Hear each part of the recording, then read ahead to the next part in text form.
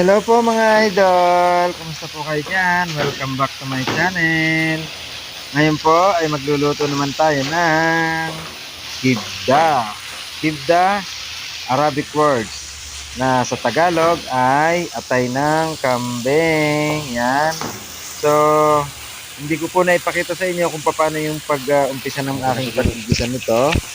Una, nagisa po tayo ng sibuyas, bawang, kamatis. Tapos, nung maluto na po yung sibuyas, kamatis, bawang, sinunod po natin yung atay na pahaba po yung slice niya.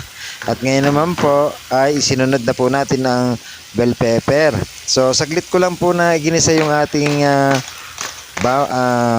atay kasi baka po tumigas. So, yan, nilagyan po natin ng asin at saka ng mixed spices. Yung spices po na ginamit natin ay turmeric po yon at saka curry. Yan. Meron din po siyang coriander. So, yan, para hindi po siya masyadong dry, lalagyan po natin siya ng konting tubig. Yan. Para magkaroon po siya ng konting sabaw kasi medyo dry po siya para medyo ano po may gravy siya ano po, ganyan lang po. Yan, usually po ito ay makikita ninyo dito sa Saudi or sa Middle East sa mga bupiya. Yung bupiya, yung mga tindahan po ng mga sandwich. Ayan. So namiss ko na po magluto niyan kaya ginawa po natin. Ginawan po natin ng video. So ang timpla po niyan ay asin lang po. Pasensya na po kayo ang ingin ng pusa. So ayan, pagpatuloy po tayo. Malapit na po siyang maluto mga idol. At sana samahan niyo po ako sa pagkain mamaya. Tikman po natin yung ating niluto. Konti na lang. Hindi po siya pwedeng ma-overcook kasi titigas po yung ating atay.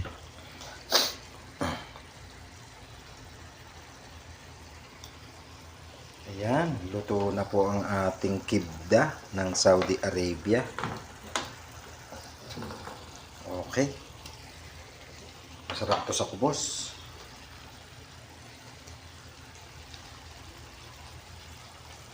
Sarap.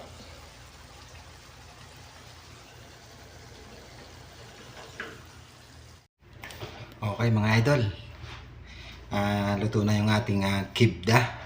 Sa salitang Arabic, kibda. Sa Tagalog, atay. Ito po ay atay ng kambing yung niluto natin. So, huwag nyo nang pansinin yung background ko kasi andito ako sa may kusina. Natutulog kasi yung kasama ko. Nagbibideo tayo kaya dito tayo kakain sa labas. So, tara, samahan nyo ako. Papakita ko sa inyo kung paano kumain ang mga Saudi ng kibda or atay. Usually itong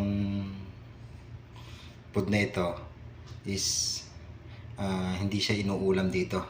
Ipinapalaman siya sa mga sandwich, sa kubos. Kubos ito. Yan. Ito yung kubos sa Arabic. Sa mga OFW. Mga OFW dyan. Alam na alam nito.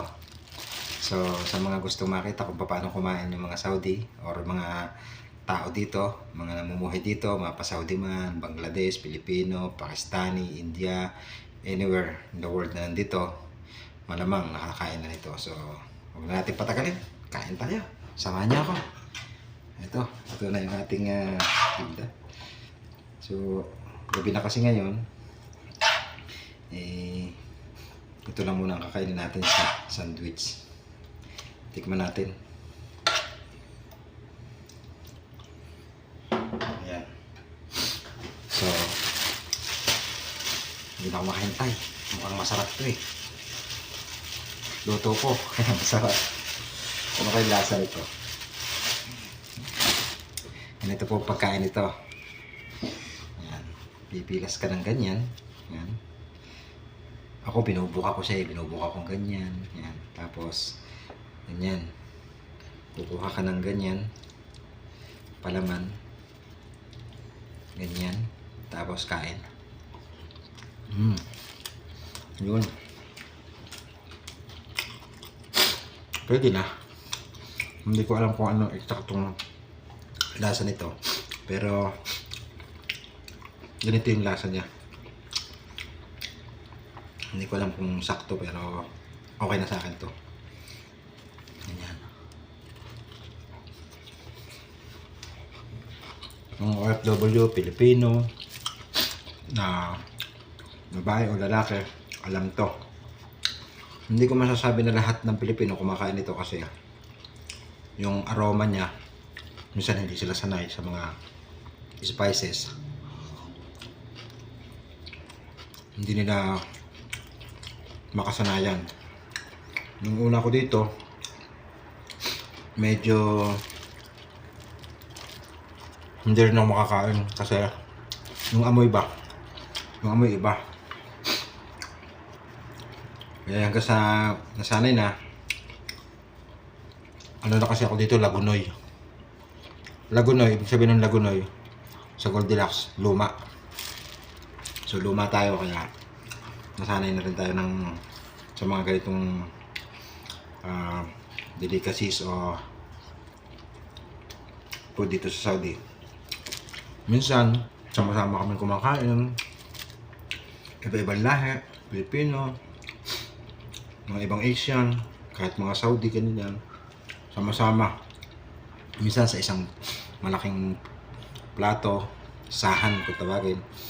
Yun, sama-sama kami kumakain.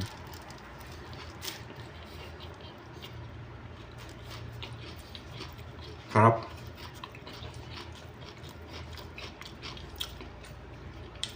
Maanghang-anghang siya.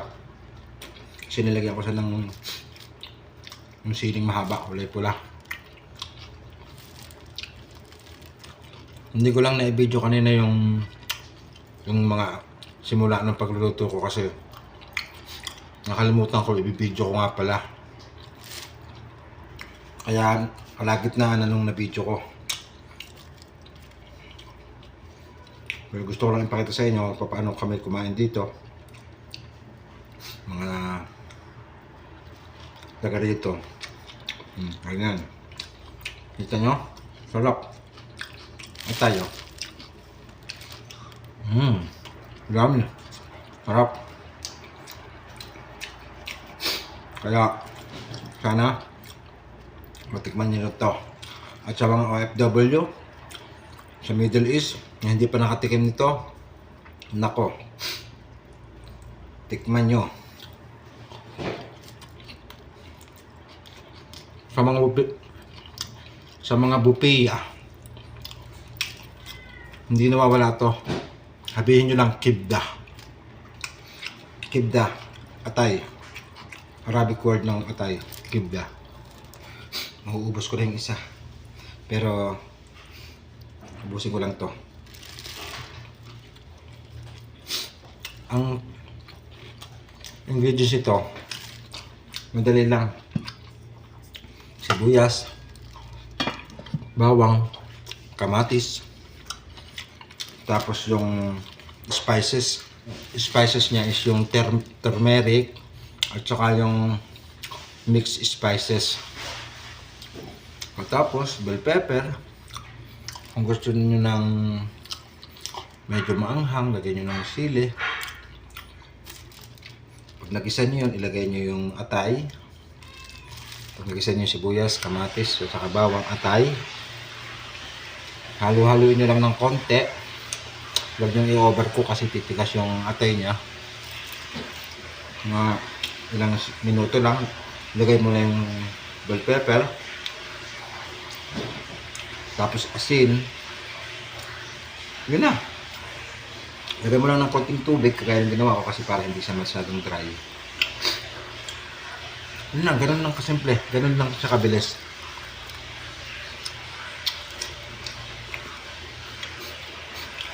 Sa mga hindi pa sanay, parang yung amoy hindi mo kakayanin. Pero hindi man tayo mapili sa pagkain, kaya okay lang. Ngayon, na-enjoy ko na. Nung una, hindi ko talaga makain yung amoy. So, hanggang dito na naman po. Maraming salamat sa panonood. At kung bago ka pa lang sa aking channel, sana subscribe mo na po yan. At i-hit mo na rin po ang notification bell para updated po kayo sa mga susunod na video na i-upload ko. At kung nagustuhan po ang video na ito, please paki-like po and share na rin kung po pwede. At kung meron man po kayong mga katanungan, feel free to comments down below lang po. At hanggang dito na lamang. Maraming salamat po. Thank you for watching.